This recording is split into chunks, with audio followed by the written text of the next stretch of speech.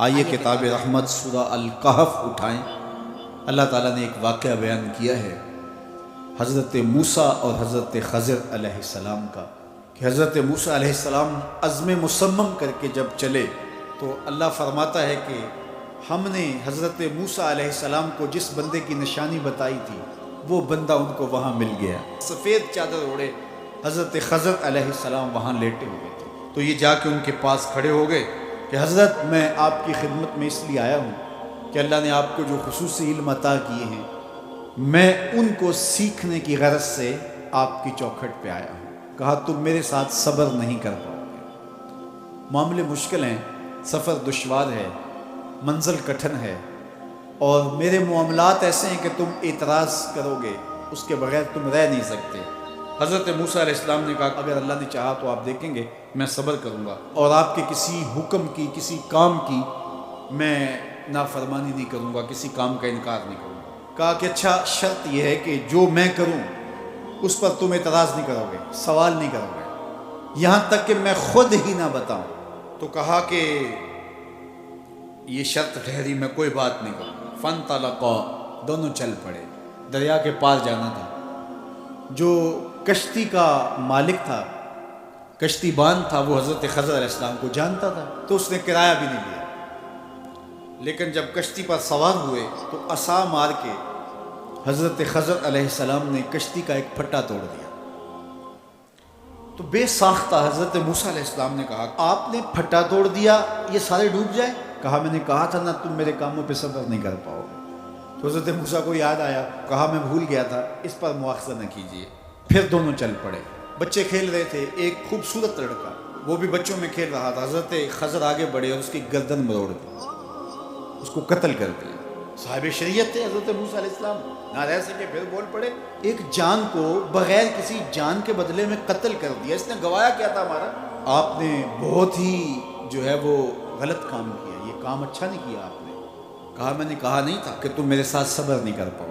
کہا ایک موقع اور دے دیجیے، اب اگر میں نے کوئی اعتراض اٹھایا تو پھر دوبارہ مجھے آپ اپنی صحبت میں نہ رکھیے، عذر تمام ہو جائے گا۔ پھر دونوں چل پڑے، یہاں تک کہ ایک بستی میں دونوں آئے تو آپ نے بستی والوں سے کہا کہ ہم مہمان ہیں، آپ ہماری مہمان نوازی کیجیے، کھانا کھلائیے۔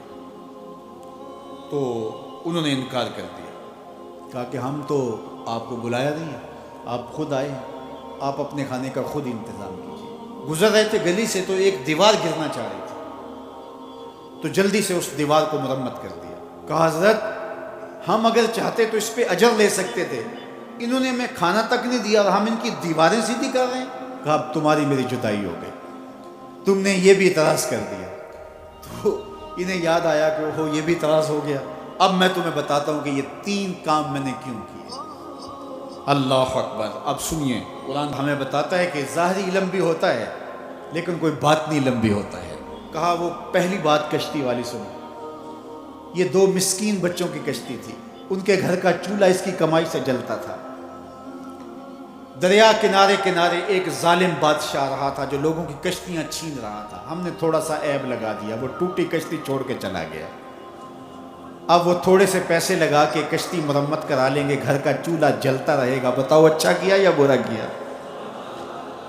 کہا رہی بات اس بچے کی جس کو ہم نے قتل کیا، اس کے ماں باپ مومن تھے، نیک تھے، صالح تھے، بچے نے بڑا ہو کے بہت برا ہونا تھا، ہم نے اس کو قتل کر دیا، اللہ اس کے بدلے ان کو بہتر اولاد دے گا۔ علماء تفسیر نے لکھا ہے اس بچے کے بدلے میں اللہ نے ان والدین کو ایک بیٹی عطا کی جس کی نسل سے 70 نبی پیدا ہوئے۔ دیوار کی کہانی بھی سن لیجیے، یہ شہر کے 2 یتیم بچوں کی دیوار تھی اور اس کے نیچے ان کا خزانہ تھا، اور ان کا باپ بڑا نیک تھا۔ خزانہ دیوار کے نیچے ہے، دیوار گرنا چاہ رہی ہے، کسی معمولی دھکے سے گر جاتی۔ 2 ہی صورتیں تھیں، یا وہ بچے خود اپنا خزانہ اٹھا لیتے یا لوگ اٹھا کے لے جاتے۔ لوگ اٹھا کے لے جاتے پھر بھی ہاتھ میں کچھ نہ آیا، اور اگر وہ خود اٹھا لیتے تو بچے ہیں، بچپنے کی وجہ سے وہ اس کو اڑا دیتے۔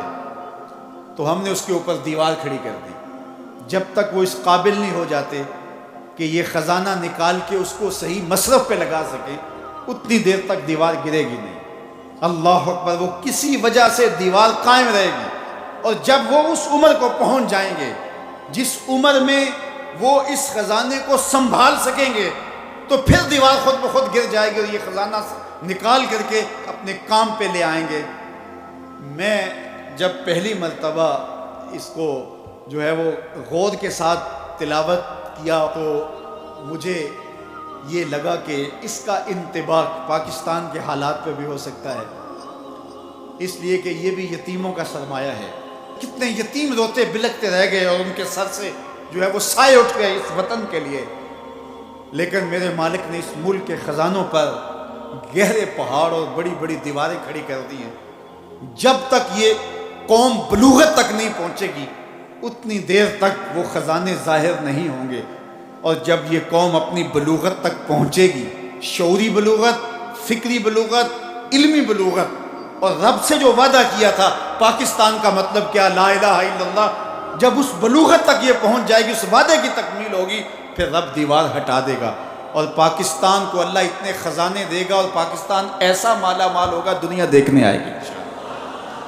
اس لیے رب نے دیواریں بنا کے رکھی۔ تمہارا باپ معین الدین چشتی بڑا نیک تھا، تمہارا باپ داتا گنج بخش علی حجویری بڑا نیک تھا، تمہارا باپ حضرت مجدد الف ثانی بڑا نیک تھا، ان کی وجہ سے میں دیواریں کھڑی کر رہا ہوں اور مضبوط حصار لگا رہا ہوں تمہارے خزانوں پر، اور وہ وقت آئے گا جب تم بلوغت کی عمر کو پہنچو گے دیواریں ہٹ جائے گی اور تمہارا وطن زمانے پہ مہکتے پھول کی طرح اور چمکتے ستاروں کی طرح اور روشن آفتاب کی طرح چمکتا اور مہکتا دکھائی دے گا، اور زمانہ پاکستان دیکھنے آئے گا، پاکستان دنیا کی قیادت کرے گا انشاءاللہ۔